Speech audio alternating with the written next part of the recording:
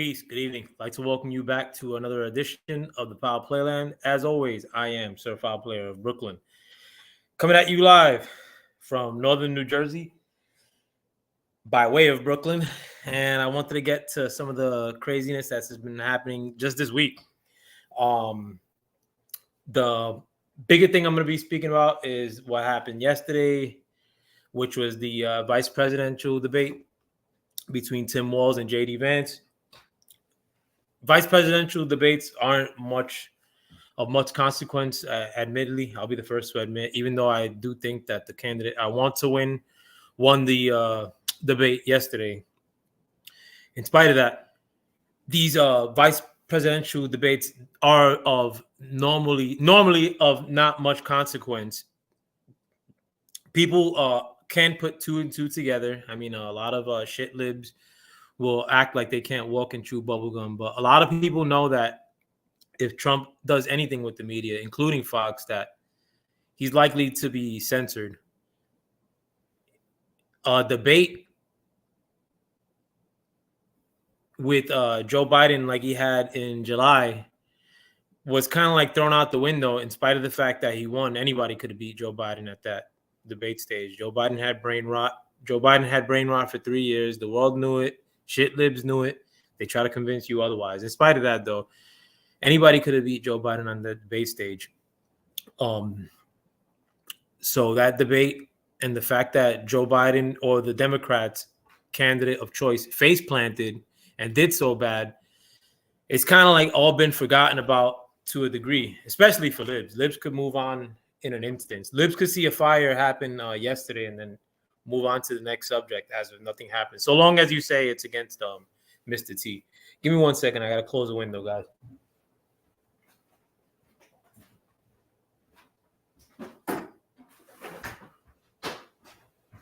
So the only reason I say that the debate yesterday was of importance is because as of this time right now, we have no other debates lined up between Kamala Harris and Donald Trump. I think Donald Trump had offered to do a Fox debate, which was turned down. That was a couple of weeks ago. Kamala Harris, I think, sent out salvos to the Trump camp saying that she wanted to have a debate, and Trump has now turned it down. It wasn't a Fox debate either. But the last thing you were going to hear from these candidates or their representative in way of debate, from what we know now, was yesterday in this vice presidential debate. And you guys didn't watch it. It was actually interesting.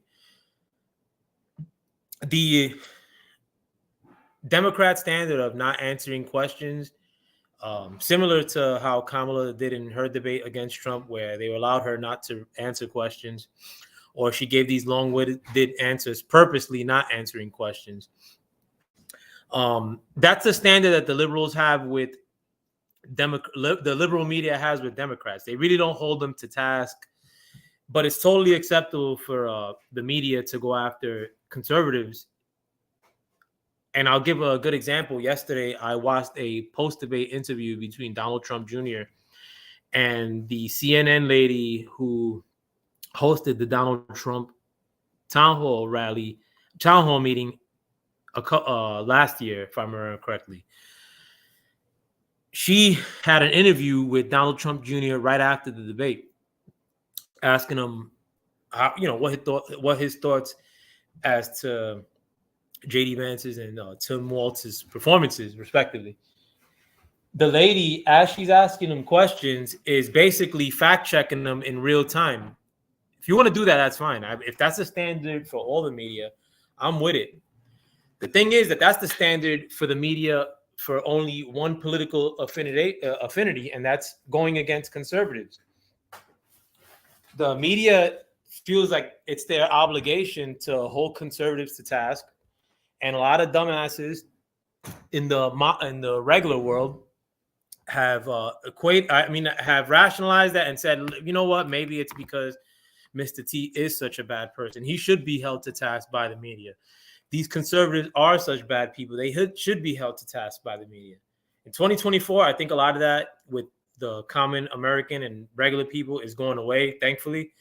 And you have instances where people are seeing the double standard, and people saw the double standard in terms of the media on the debate stage with CNN.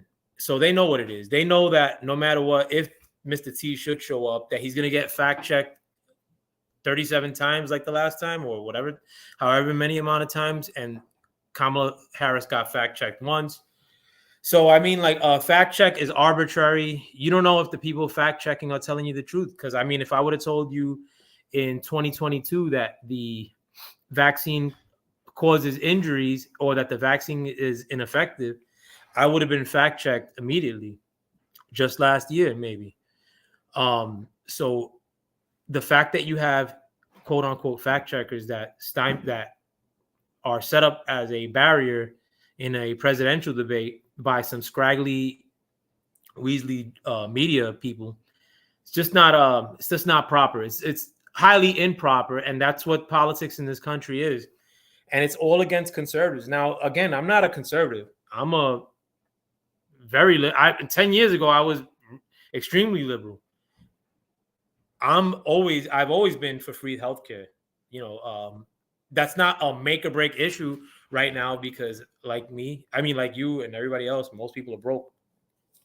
So the most important thing is basically survival. But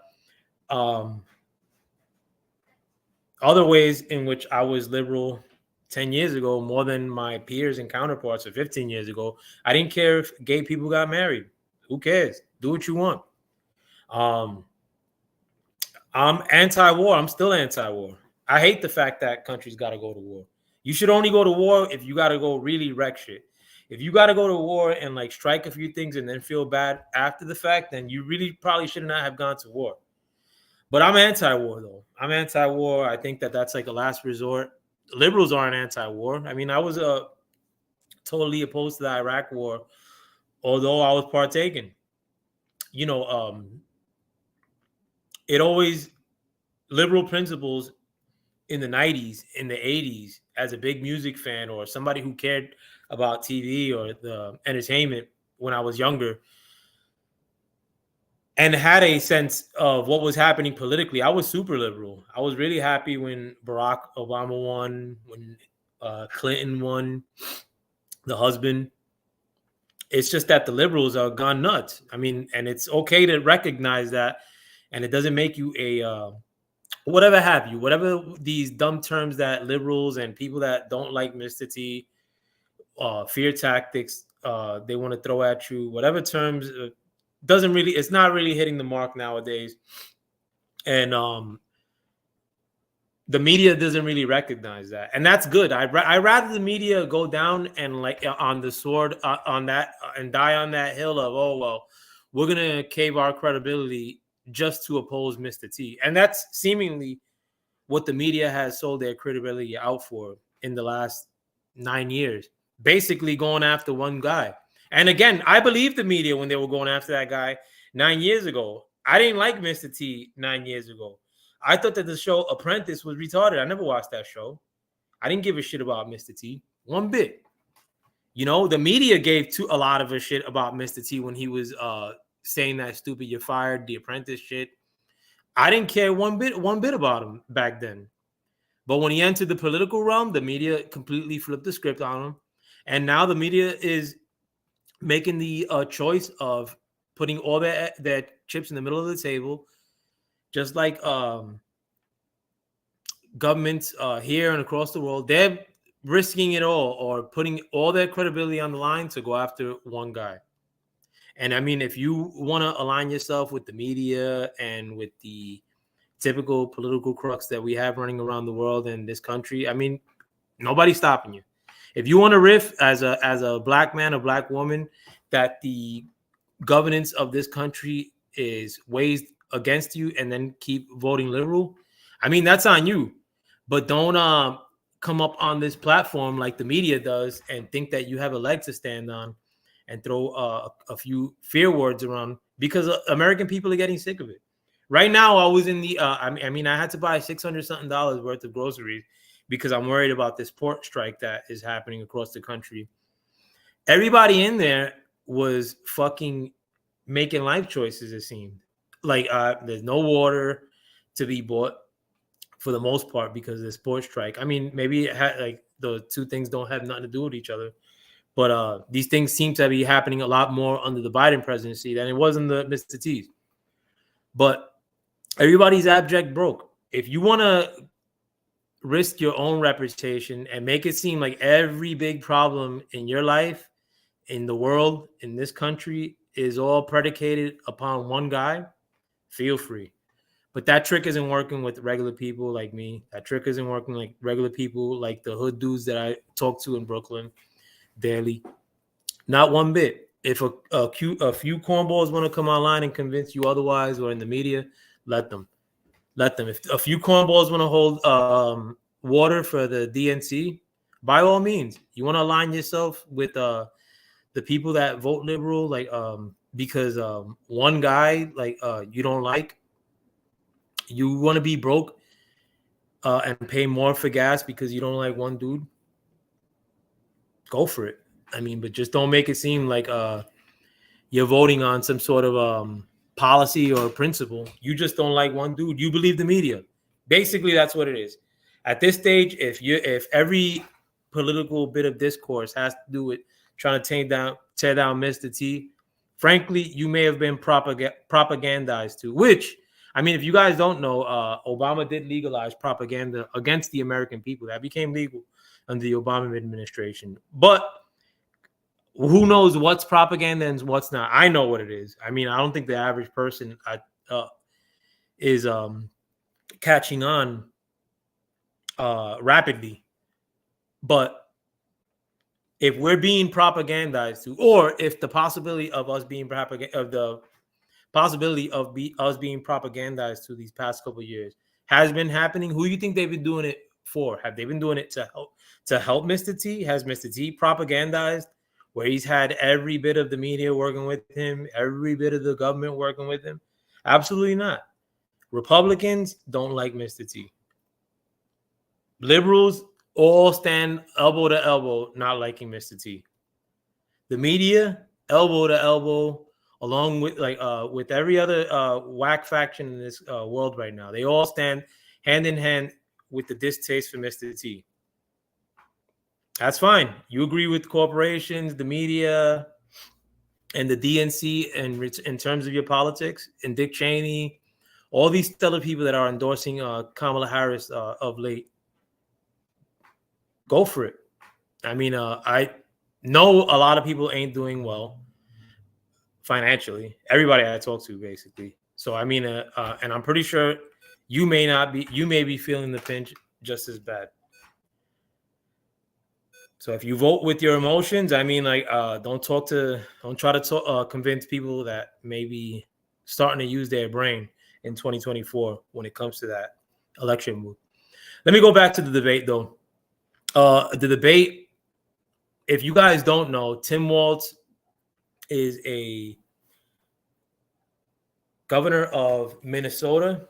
I think he was a congressman or senator in the past, but he's a chubbier, jolly, all shucks kind of a guy. Very relatable. You know, he just looks like a dad. Not dissing him in one bit. I mean, I admire all dads. And that what the things I'm saying are actually good things for the voting public, in that he's just amicable. He's just like a regular run-of-the-mill Midwest American guy. Seemingly, that's the way he sounds and that's the way he looks. Having said that, though, people know that Minnesota is one of the most liberal states in the union. Some of the stuff that has been happening in Minnesota is very scary, being that it's in the Midwest and they got liberalized seemingly in a span of 15 years. I mean, it seems like Minnesota became Minneapolis in a span of 15 years. And you have to attribute some of that to Walz, because he was a congressman or whatever he was, in addition to the fact that he was a governor. Some people take shots, conservatives, and label him as Tampon Tim because he was popularized for as far as with conservatives. We're putting tampons in the boys' bathrooms in the schools in Minnesota. And from what I know, as far as his background politically, is that he does have these strange things that are attributed to him, as far as making multiple trips to China since he was a young man. The reason I say that's weird, because you can make multiple trips to China today. It's no big issue. But there were limits in the 80s and 90s as to who could go to China. And he went many times. I think it was in the 20s as a young man. I mean, I'm not saying that says anything, but I'm just bringing up the weirder attributes that you may hear in the media in regards to Tim Walz. I'm going to get to the weird things that are attributed to J.D. Vance, which are worse than Tim Walz. But when J.D. Vance was picked as the vice presidential candidate, a lot of people were attributing weirdness to J.D. Vance because there was a rumor, frankly, that J.D. Vance basically humped a fucking balloon or a nitrile latex glove or nurse's glove or something. It was a rumor that was out there, which I think got debunked. Like, they made it seem as if he had wrote it in a book. I'm not sure if it's true or not. I think it's like a tactic that people use in jail in the absence of vagina, that they utilize tactic using household shit to replicate the vagina, if I may. Some of those things were attributed to J.D. Vance, and J.D. Vance has no real ability to have a media impact. The media is 100% liberal. Besides on Fox, J.D. Vance has no chance of getting into the media. So this rumor had been circulating regarding J.D. Vance right when he got selected by Donald Trump to be the vice president, of course. So J.D. Vance has this like attribute given by the media unfairly, or this kind of like rumor, I guess, that he had done this in the past. So J.D. Vance took the chance on his first question in the debate to kind of clear the air, and like not clear the air, but trying to like introduce himself, like introduce the fact that he has 3 kids. J.D. Vance isn't a old man, you could tell. I think he's 39. Just giving the rundown of who he is and like his background, how he came up middle class, like Kamala does, but it's actually true. But he had to do that because of the weeks and months, if you will, of bad media that he had been gotten, and he's not really able to like clear the air, if you will. And he's not. I mean, it'd be foolish for him to go on to a show, Good Morning America, like with the rabid Democrat media like you have now. That would have been the first thing they would have been bringing up, is the fact that like that rumor had been circulating, and then had he not answered in a whatever answer he gives, they just rip it apart like they normally do. I get that debating on YouTube panels. You think J.D. Vance didn't get that as a vice presidential candidate? Yeah. Anyhow, so he took the time to introduce himself off the rip. The debate as a whole, I'll bring up things as I remember them. The debate as a whole was cordial. A lot of times, Tim Walz was nodding his head in agreement as J.D. Vance was speaking, because a lot of the things he was saying made a lot of sense. A lot of the things he was saying in terms of the hurricane that happened through the South that wrecked shop down there, how people are still in peril dealing with the effects of that, or things to do and things in terms of immigration, policies in terms of immigration. The thing is that the American people don't know many of these things at even their basic level. A lot of people will say, oh, well, like there's less immigrants because of some statistic that I'm going to read on Google. Meanwhile, I'll take you guys to New York with me at any given moment, and you go tell me there's less people there in a span of a month. You don't even got to wait a whole year. We don't even got to go 1 year and then go the following year so you can see the difference. We'll go to my neighborhood and you'll see the difference every time you go.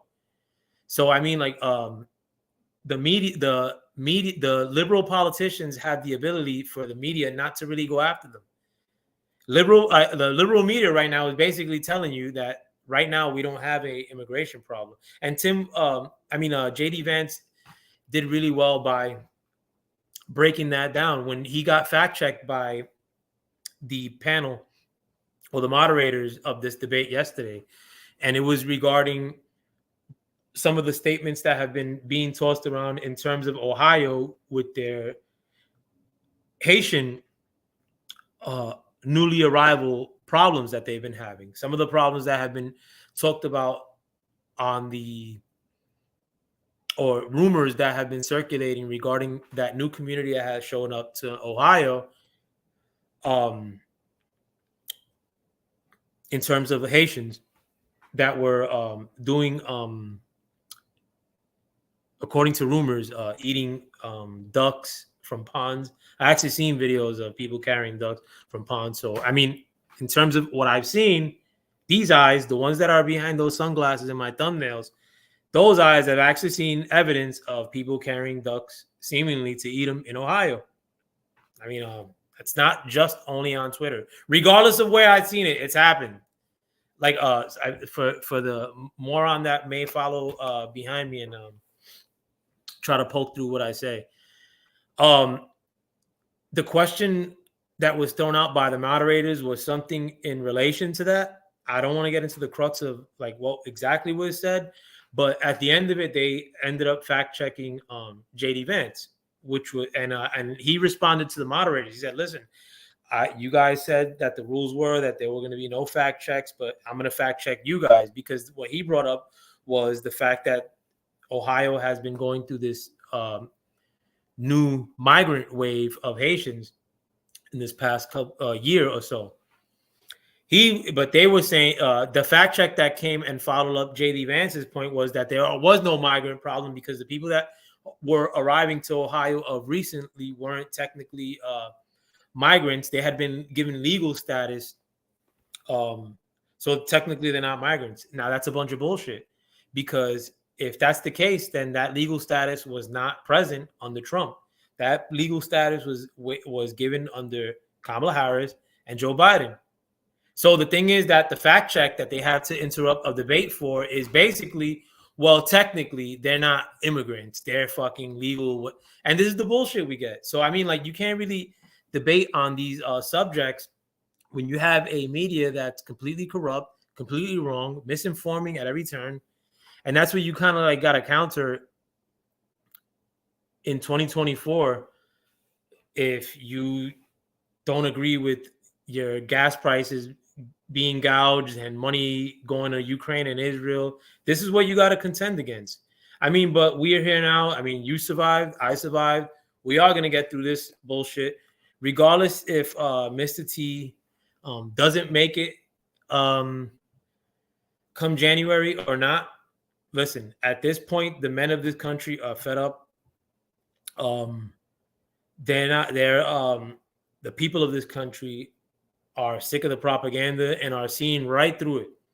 They can't be told that they're going through a spritz of rain when they're being pissed on, and that's what the liberals offer at every turn.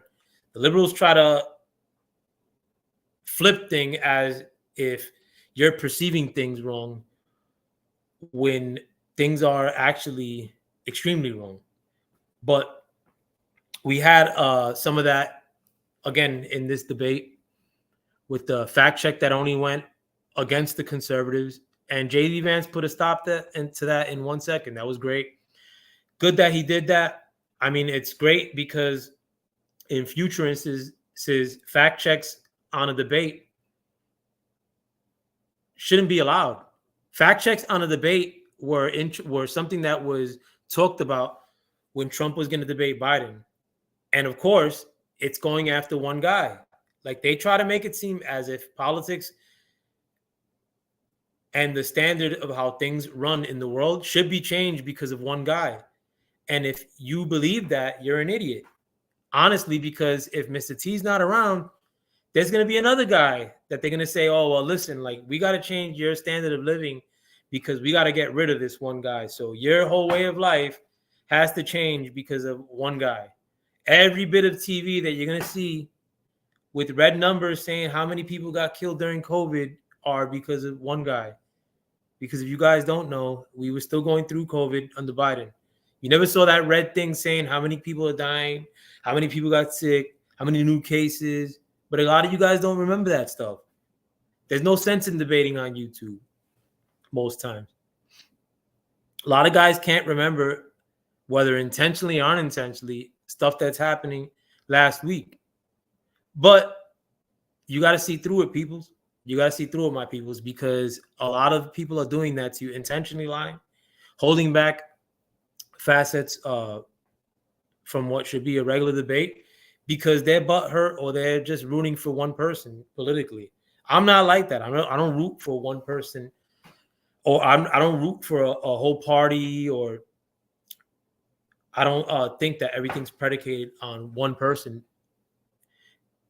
Mr. T is an exception in the sense that everybody's going after him, and it aligns me with him because of that. Everybody who's gone after him, I don't like anyway. I hate liberals. I hate the media. I hate most athletes. I hate most entertainers. I give two shits what they got to say. But what else in the debate? So again, it was good to see that Tim Walz was nodding in agreement. He was an amicable dude on the stage. They were being amicable to each other. Much respect to both of them for doing that. It was good just to be able to listen to non-fear at every turn code word being slung by liberals. And Tim Walz, to his credit, wasn't doing that. He did bring up Tim Walz did bring up a story regarding shooting that his son was a witness to, a school shooting or shooting at a public event, when they got into the debate regarding guns in America. The gun debate, anything relating to liberals and putting a quell or a stop to anything gun related is a no-go. We have tyrants running around. Why should we give up guns? If Mr. T is such a danger, why should I not be armed in the event that he gets out of pocket? Make sense to me. But the gun debate didn't happen for much. But one good thing that happened, and thank God I remembered this, was the abortion debate that took place. The abortion debate was good in the sense that it brings a really blurry subject to the forefront. And I actually debated this subject recently on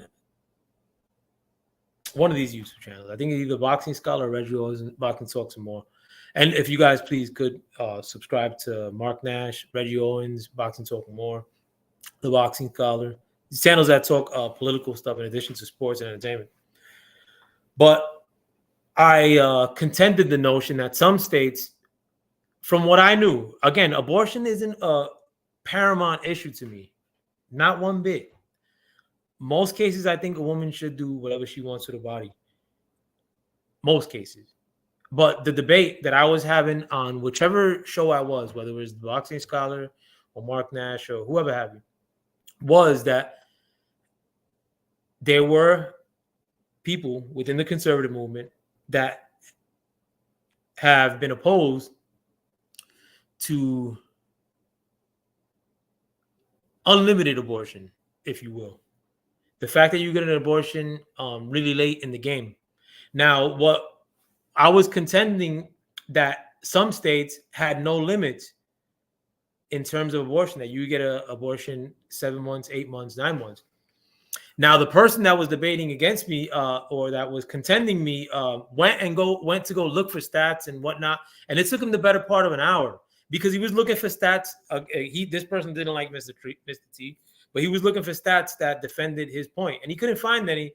So he started bringing up numbers, the percentage of women that get it after 6 months, the percentage of women that get it after 7 months. When I didn't ask for any of that, I asked for a specific number. I asked for what the threshold was. What date was it federally as to where a woman under the old Roe v. Wade couldn't get an abortion? Again, I don't give two shits about abortion most times.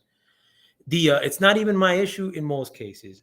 And to be candid, I was at the end of the convincing boyfriend of telling random skanks to get abortions in the past, and I'm not proud of that. But what I don't know still till this day, or what's blurry to me, I'm not saying blurry because I have an idea. I mean, I did look it up. There are 9 states that allow abortions with no limit. Like you get it up until the day of conception. Um, but this is all very murky. I didn't know that stat myself. I had just kind of like loosely heard that there were some states that allowed it. And personally, when I went myself to a clinic, Bauer Street in Manhattan, I actually brought this up, that there were women that were actually showing. I remember this vividly. Now the dupe that was debating against me was bringing up everything except what I was the notion that I was contending, trying to bring up faraway facts. Oh well, now you're an expert and you could tell how far along a pregnant woman is, or just bullshit, random bullshit. Basically, like trying to convince you that what you're seeing with your eyes is not what you're seeing. But they went to go fetch for some stats, and they lied. I mean, I basically they look for stats that I mean they try to bring up every stat with the exception of the threshold or the amount of time in which you couldn't no longer get an abortion. Basically, if you turned up to an abortion clinic, they would tell you, listen, you're too far along, we're not going to do it. I wanted to see what that number was at the federal level. I think a lot of American people don't know that number. I don't think a lot of American people have given that much thought, nor did I. But this is what I have given thought to. The fact that I have a nephew that was born at 7 months. This motherfucker looked like an alien when he was born. He's like fucking small on the bottle of water. The frail, humongous head. He's still got a big ass head. But I love that motherfucker to death. I mean, he's a miracle. A fucking battle to stay alive. When he came out of his mom, he was 7 months old. And I know women at those clinics that I had the misfortune of going to that were 7 months old and probably farther along than that. Now, the MOOP that was contending against me is basically trying to tell me that in New York City, this is not going down when I've seen it go down. They're basically trying to tell me, oh, well, they could be there for any number of reasons. I mean, like, no. A woman would go to a regular doctor if she was intending on keeping the baby, or a regular, whatever they call those doctors, more for when you're getting ready to have a kid. But he brought that subject up front and center because liberals, leave it to them, they would do limitless abortion. In Minnesota, what he brought up, I mean, I want to see if they want to fact check that, but he said that if they try to administer an abortion and the baby lives and has to be delivered, that the doctor has no obligation to try to rescue that baby. So basically, abortion is attempted to be performed that doesn't succeed in terminating the pregnancy. That pregnancy then comes into fruition and is born. And in Minnesota, according to JD Vance, the doctor has no obligation to try to save that baby. So they basically let the baby die, if you will. That's wrong. That's fucking dead wrong. If that happens once. See, now the person who was debating against me was trying to bring up instances of times in which the statistics, like I said, of weeks along and how often that happens. And that's not what I asked for, though, because those statistics, I'm not talking about these 1% of a nation of 300 million is a large number. So I wasn't looking for statistics. I was just looking for a cutoff date, a threshold. I'm not going to tell, and that person was allergic to giving it to me. And everybody in the panel knew what was going down. But this is what we have to cut through in the political climate that we live in America right now. Mind you, this is something that has to be cut through as somebody who's aligning themselves with conservative thinking in 2024. Nothing's guiding you along. Everything you see on the media is abjectly false. You know it. I know it. Even on Fox as a conservative. So, I mean, like, you're basically winging it to a degree. Like, you basically have to tell yourself, I'm not going to believe anything that comes out of the TV because the TV is lying. And that's fantastic. That's the way to live. I am glad I have to live this way. I'm glad that the TV is lying to me and the media and the big tech is lying to me at every turn. I'd rather be vigilant. We don't want to be rocked to sleep. Some people want to be rocked to sleep. Some people want to riff about how hard it is on minorities in this country, but then vote in the same exact fashion come November, and then want to tell me in January how hard the black man has it by way of the cops or in the hood, or how broke motherfuckers are. Nah, my man's. I mean, like right now, it's the hour of power. It's put up or shut up time. If you were broke because of politics, then you're feeling to be more broke soon, based on your decision coming up now. If you want to put emotion into that decision, don't come talk to me with about emotional shit come February, when there's going to be a new class of minorities replacing you. It's already happening. Period. A new class of Spanish-speaking minorities. And God forbid you speak up on them because they'll consider you the racist. Joe Biden even told y'all as soon as he got into office, when he had the meeting with the black leaders, he basically put them all in their place. Jesse Jackson, it was Al Sharpton, I think 9 other black leaders. Before he even got in office, he basically said, y'all better start working with the Spanish people. How y'all like that? Where's the black issues that are being brought up by the liberals right now?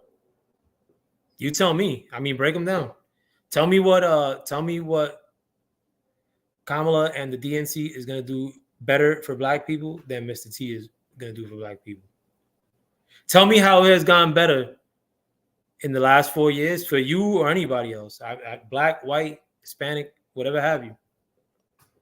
Tell me how it's gone better for you in the last 4 years. By any measure. See, now you're going to have a bunch of people. Everybody's a hustler on YouTube. Nah, I made more money these past 4 years. I've been doing more. I like, things are harder, but I got to do this and that to circumvent. Like, then you're not doing better. You're just working harder to maintain. Like, from what most people are telling me. Like, but everybody's doing fantastic on YouTube. I mean, it seems like from the people I talk to, everybody's broke. I mean, and I'm pretty strategic with my money spending. I feel it. I mean, and I'm definitely not fucking broke. I'm definitely lending money to people recently. I don't throw money away at all. To fill up a gas tank is a war decision in this house for me. I'm the one buying it. Right now, when I had to spend, I'll actually go to the receipt right now to see how much I spent. Well, part of it was I had to spend because I was scared of this dock strike, which I'm gonna bring up. But in 2 stores, I mean, there's one store, $562 on fucking in groceries in Lidl today. Plus, I think in ShopRite right after, I had to spend 180 something in that store just to stock up. Well, I had to stock up also because of this dock strike, which I'm a little worried about, but also but the amount of money that I spent today was basically 3 shopping carts worth of stuff, and that's not a lot of stuff. I could get 3 shopping carts worth of stuff for 300 something, a couple years ago. So, I mean, if you want to keep living through that, I mean, or keep going through that, go ahead. I mean, but I don't deal with emotion. I'm a man. I deal with dollars, cents. I deal with what's going to be safer for me in my house or less safe. If somebody busts up in this house, I don't have some purple hair man who likes men protecting that I'm going to call upon to help me. If somebody breaks into this house, I don't have feelings and good vibes or joy to get me by. No, as a man, everything that happens in this house is on me. And that should be what men should be doing. You got to take emotion out of things entirely. Stop raising emotion. Like, stop letting your wife dictate the emotion of your house. I mean, like, or like, be steady. You know, and because honestly, in 2024, the most annoying dudes in relation to Trump are men. The people that are like the anti-Trump crowd that are men are some of the whiniest, annoying faction. I could understand bitches, because I mean, like, if at the end of the day, I mean, if you're confused regarding the abortion issue and you don't do research, I get why you may put things off. But a lot of these dudes, I mean, like, it's basically like putting their emotions in the forefront and looking at you or trying to switch things up as if you don't agree with your emotions, then you're fill in the blank. And that kind of political discourse is getting played out. I'm trying to think. Oh, and Tim Walz also made himself look like an ass in the debate stage when they pressed him regarding something he had said in the past. He said that during the Tiananmen Square riots in China, which is happening, I guess, during the revolution or the protest, the great protest in China in the 80s, late 80s, that he was there. They asked him about it, and he gave this really long-winded answer about him being raised middle class. It probably, I think I counted, it was like 4 minutes of him answering, but he didn't answer the specific question. Thankfully, the moderator caught that and did make him answer. And he basically said that he had screwed up, that he's a knucklehead. But it was just like, there was a cringe factor to it. I mean, he knew he had lied. They knew he had lied. You could clearly tell that he's trying not to answer the question on the debate stage. I mean, the American people are picking it up. But he was obviously avoiding answering the question. I mean, and it's something that Kamala Harris did in her debate as well. But these people can't really answer things of sustenance. Everything's about a vibe. Democrats can't get to explaining how they're going to do things for you without either using fear tactics or just relegating things to joy and vibes and fairness. You can't get by on your fucking gas tank and eat fairness, like or fucking with your groceries. It's not going to happen. The world is not going to be fair. The world is going to get extremely unfair really soon. It's going to be doggy. It already is dog eat dog right out here right now. If you guys don't think that, go to the cities. I mean, like, I'm not fronting one bit. The only city and I go to cities all the time. The only city I see that's not like abjectly falling apart and like maybe looks a smidget better that I've gone to in this country recently is probably like Newark, New Jersey. And that's because Newark, New Jersey was probably the worst city I've been to, fucking even worse than Brownsville, Brooklyn a couple years ago. So it could only get better. You can only improve upon shit. Besides that, Washington, D.C., way more hood. Atlanta, way more hood. Miami is not way more hood, but it made more bums in Miami. Where else? Philly. Don't even bring it up. Camden, New Jersey, way more hood. Fucking what other cities at? Baltimore, fucking way more hood, bro. Like Baltimore, if it's not way more hood, it's because you're getting emptied out and motherfuckers is dipping. But everywhere you go, I mean, it's way worse. Way worse, bro. Like, dudes are tripping on here, bro. I can't really go by what a lot of these dudes, especially dudes that be claiming they're from like the hood and or like they're from some tough background, or that their blackness is everything that they think about, like, or every decision is predicated on that. Y'all clearly fronting. Because all it takes is basically like to dress things up and put a liberal label on it, and y'all with it. Y'all like won't even vote like based on or look through these. Y'all were willing to vote for Joe Biden up until 2 months ago. 2 months ago, y'all just found out Joe Biden had the mental problems that he's going through in the last debate. And y'all was still gonna vote for him. Y'all still would have voted for him. They would have kept him as the candidate.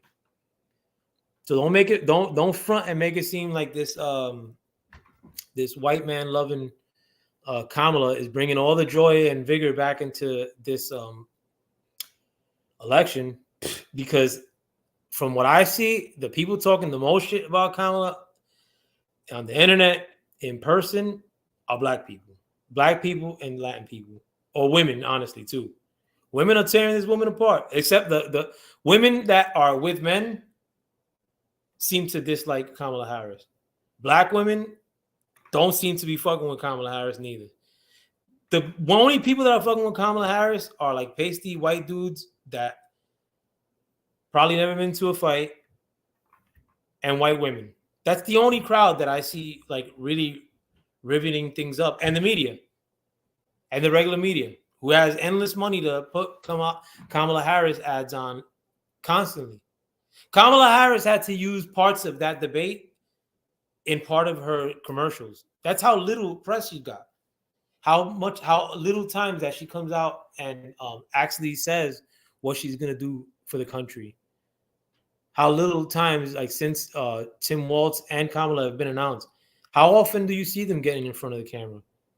That matter of fact, Kamala Harris the other day went on to a podcast called All the Smoke, which is run by two basketball players who I can give two shits about. But that podcast is known, I mean, like most of these like hood podcasts, to bring all the smoke. I mean, you would have thought that being that Kamala is not really getting out there doing interviews and letting the American people know what she plans on doing should she become president. You would think that this podcast that's run by these two hood cats would have really gotten into Kamala and let us know or have her like tell us what her policies are. Now this podcast is called All the Smoke, and it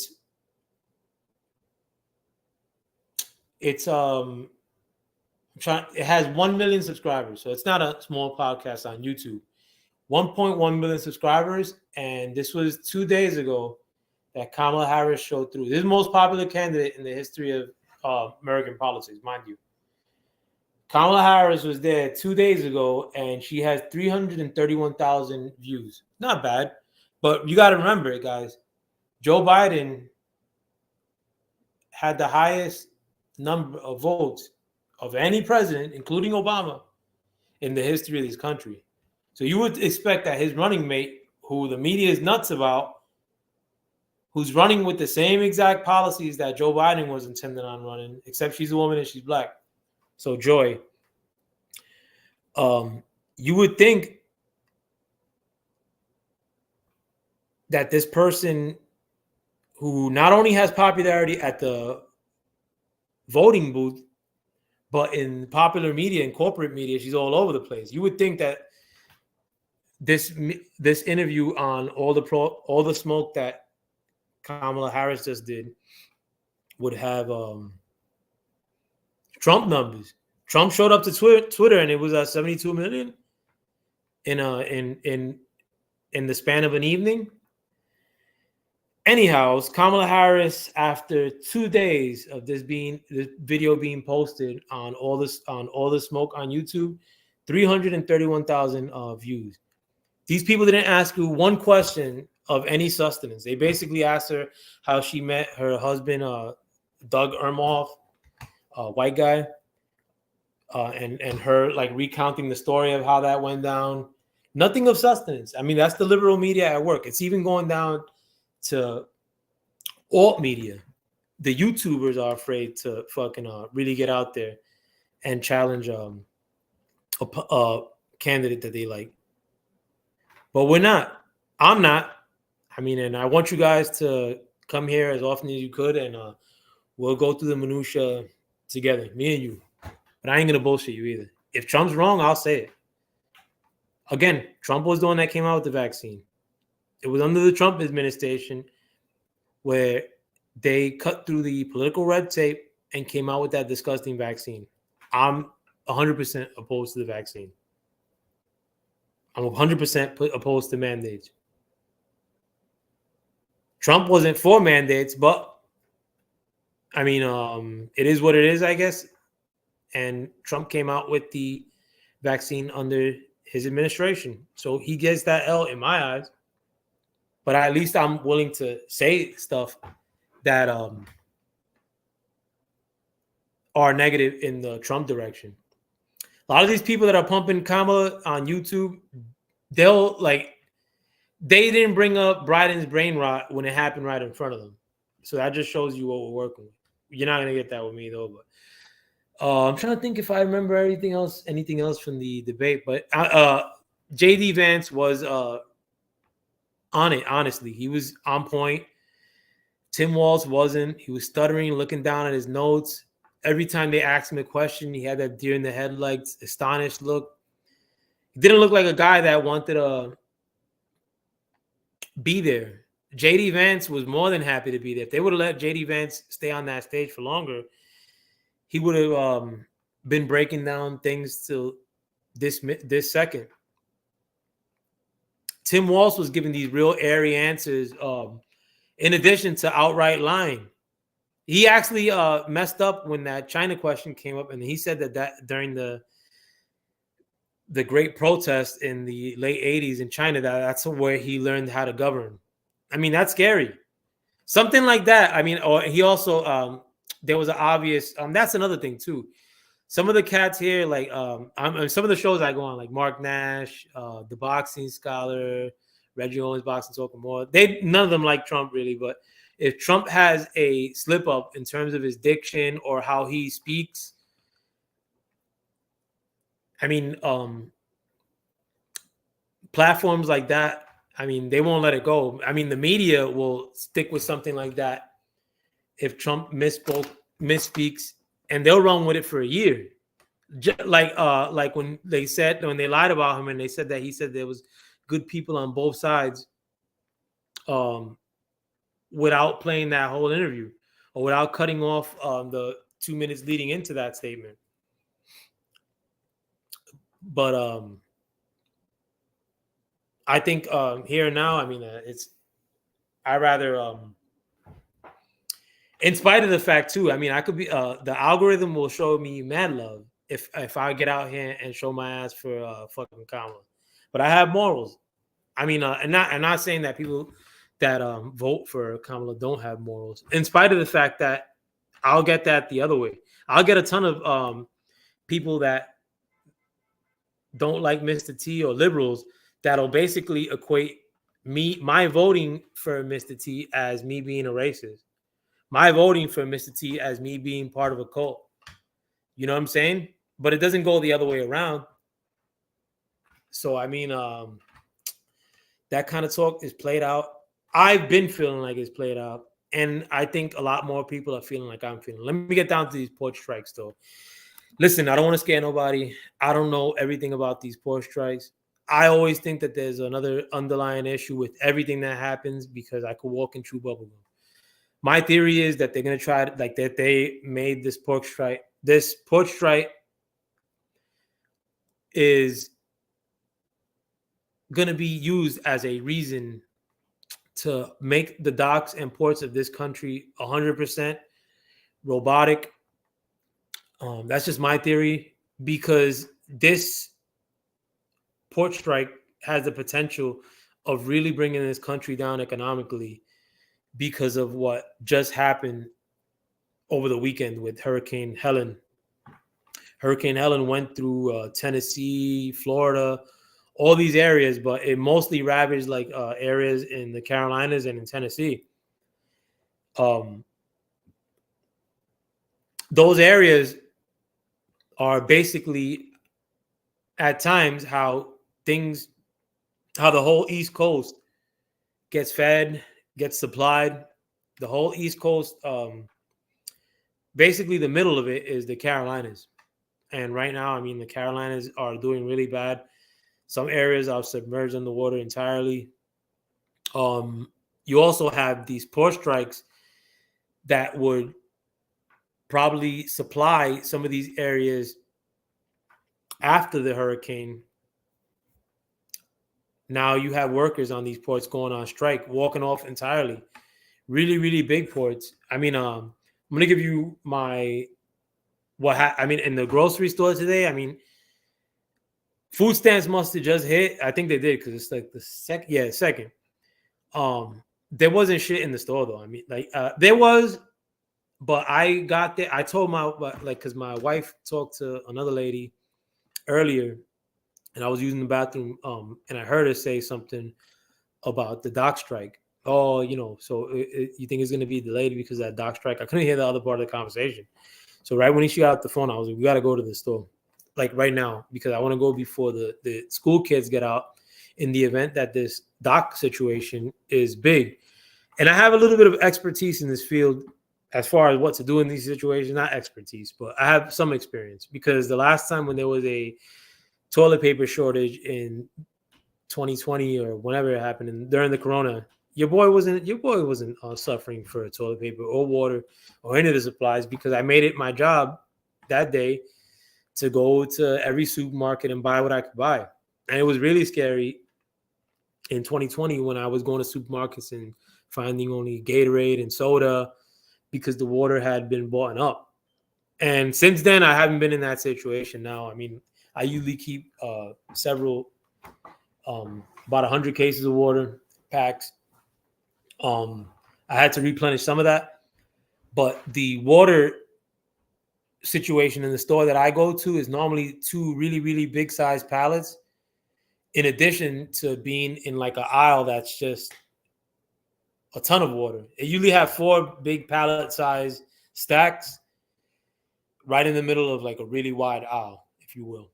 But those stacks those stacks are normally higher than me, so they're probably like 8 packs of water high. When I got there, it was 1 pack high, and it was probably like 1 o'clock in the afternoon. So, in the scenario that those packs that I just described to you, that were the last packs, or the second last pack, or they were the 5th pack that's left. At some point, if they run out and they can't replenish, that's a big time problem. I mean, I don't live in the hood, but I live near hoods, like around here. I mean, the hood dudes are usually buying. Like lately, I've been seeing them buying in the store in my town because the stores in the hood, they get taken out more and more every day. It was happening in New York. It seemed like they were like do these Machiavellian plans to like eliminate food stores, and it's happening in Newark too. So a lot of these Newark cats are coming to my town to buy groceries. I say that to say in a scenario in which the ports stay on strike, supplies can't get in and around the country. It could create a really devastating scenario. And again, we're only a couple of days away from this election. War happening right now. If you guys didn't know, Iran sent strikes back in the direction of Israel. Many hit, nobody died from what I've read. I'm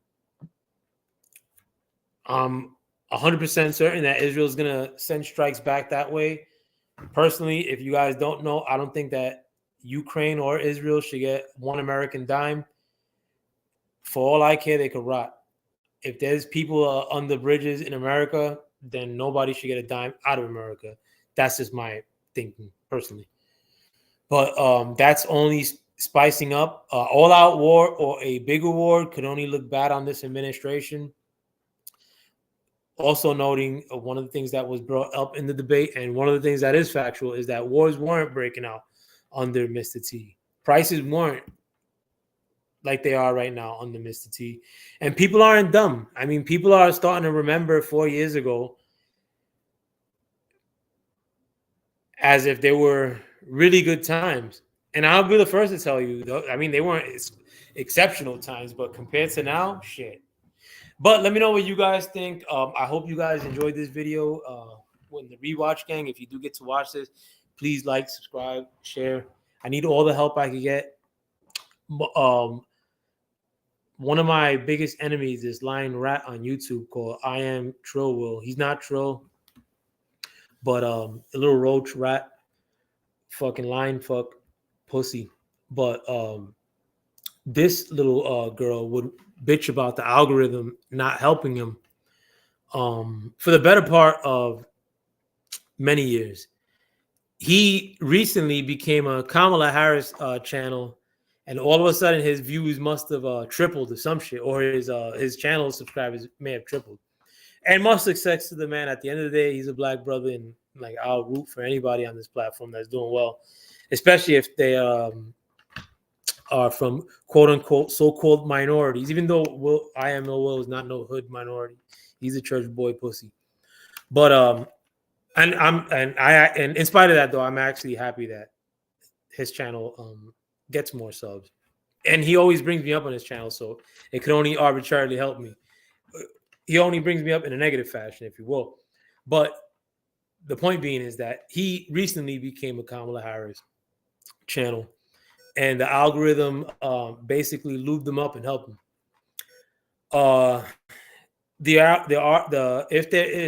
If there is an algorithm, which I conclude that there is definitely not going to help me. So you could help me if you do watch this video.